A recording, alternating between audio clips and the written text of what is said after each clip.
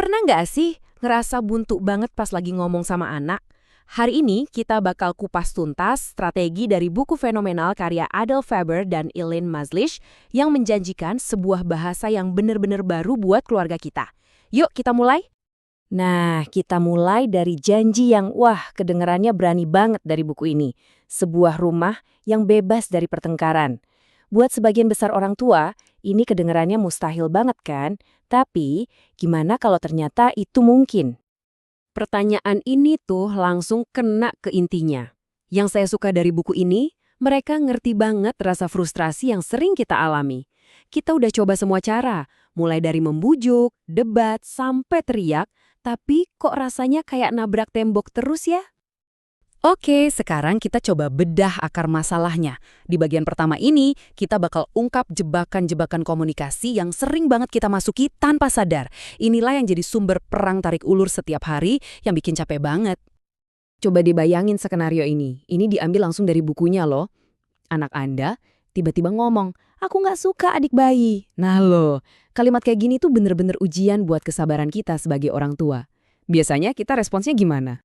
Insting pertama kita, seringnya sih kita langsung menyangkal perasaan itu. Kita bilang, nggak boleh ngomong gitu, atau ya sayang dong sama adiknya. Niat kita baik, mau mengoreksi. Tapi tanpa sadar, kita malah menutup jalur komunikasi. Nah, dari sinilah siklus konflik itu dimulai. Si anak jadi ngerasa nggak didengerin, dan kita sebagai orang tua jadi makin frustrasi. Tapi tenang, ada kabar baiknya. Buku ini menawarkan jalan keluar. Yuk kita lihat keterampilan yang pertama. Oke, kita masuk ke skill pertama yang benar-benar bisa mengubah segalanya, mengakui perasaan. Penulis buku ini bilang, ini tuh fondasinya. Kalau kita bisa kuasai yang satu ini aja, dinamika keluarga kita bisa berubah total. Jadi maksudnya gimana? Ini bukan berarti kita setuju loh sama perasaannya, sama sekali bukan. Ini cuma soal menerima kalau perasaan itu nyata buat dia. Ini pergeseran besar banget. Dari yang tadinya, kamu nggak boleh ngerasa gitu, jadi, oh kamu lagi marah banget ya. Oke, biar lebih kebayang, kita lihat contoh nyata dari bukunya. Anak Anda pulang sekolah terus bilang, aku pengen nonjok Jeffrey. Respons pertama kita mungkin kaget atau langsung marah kan? Tapi, gimana kalau kita coba cara yang baru? Nah, di sini kita bisa lihat bedanya jelas banget. Cara lama, jangan bilang begitu, itu langsung kayak menutup pintu, stop. Percakapan selesai. Tapi cara baru, kamu kayaknya marah banget ya sama Jeffrey. Itu justru membuka pintu lebar-lebar. Dengan mengakui emosinya, kita kasih ruang buat anak untuk memproses apa yang sebenarnya terjadi. Terus hasilnya gimana? Ini yang bikin kaget. Orang tuanya cuma dengerin dan kasih nama buat perasaannya. Si Niki ini malah nemuin solusinya sendiri. Inilah kekuatannya. Mengakui perasaan itu justru ngasih kekuatan ke anak buat mikir dan cari solusi sendiri. Oke, dari urusan emosi, sekarang kita geser ke tugas-tugas harian. Skill kedua ini soal gimana caranya ngajak anak kerjasama, bukan nyuruh-nyuruh atau maksa. Tujuannya adalah gimana caranya bikin anak-anak mau bantu kita. Di buku ini, ada 5 alat simpel buat ngajak kerjasama, tanpa perlu ngomel. Daripada perintah, kita bisa coba deskripsikan aja. Mama lihat ada handuk basah di kasur, atau kasih informasi. Susu bisa jadi basi loh kalau nggak ditaruh di kulkas, atau bahkan cukup pakai satu kata. Handuk, semuanya ini didasari rasa saling menghargai. Nah, ini nih contoh favorit saya, yang nunjukin teknik kelima, tulis catatan. Keren banget.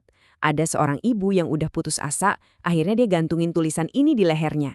Hasilnya, anak-anaknya lihat, ketawa, terus langsung bantuin dia tanpa perlu dimarahin. Kadang kreativitas dan humor itu senjata paling ampuh loh. Oke, skill yang ketiga ini mungkin bakal bikin kaget.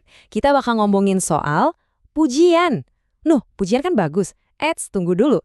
Ternyata ada cara memuji yang salah dan malah bisa merusak motivasi anak. Yuk kita lihat bedanya. Di sini kelihatan banget bedanya. Pujian evaluatif kayak anak baik atau kamu pinter, itu sebenarnya kayak ngasih label, kita yang jadi jurinya. Sebaliknya, pujian deskriptif itu kita cuma jadi komentator. Kita gambarin apa yang kita lihat dan biarkan anak yang menyimpulkan sendiri. Jadi di dalam hatinya dia bilang, iya ya, aku berhasil. Ini yang membangun motivasi dari dalam. Nah, ingatkan cerita anak yang ngerapiin tempat tidur tadi? Setelah dia dapat pujian deskriptif, wow, spraynya nutupin kasur. Besoknya, dia malah makin semangat buat ngerjain lebih baik lagi atas kemauannya sendiri. Tujuannya bukan lagi dapat label anak baik dari kita, tapi rasa puas dari dalam dirinya sendiri. Oke, sekarang coba kita rangkum semuanya. Apa yang terjadi kalau 3 keterampilan tadi, mengakui perasaan, mengajak kerjasama, dan memuji secara deskriptif, benar-benar menjadi bahasa sehari-hari di keluarga kita? Saya suka banget kutipan ini. Buat kita orang dewasa, awalnya mungkin terasa aneh, kaku, kayak belajar bahasa asing. Tapi, buat anak-anak kita, ini bakal jadi bahasa asli mereka. Cara komunikasi yang sehat dan penuh hormat yang bakal mereka bawa seumur hidup. Jadi sebagai penutup, coba kita renungkan pertanyaan ini. Ini bukan cuma soal bikin hari ini jadi lebih damai. Ini tentang warisan komunikasi yang kita turunkan.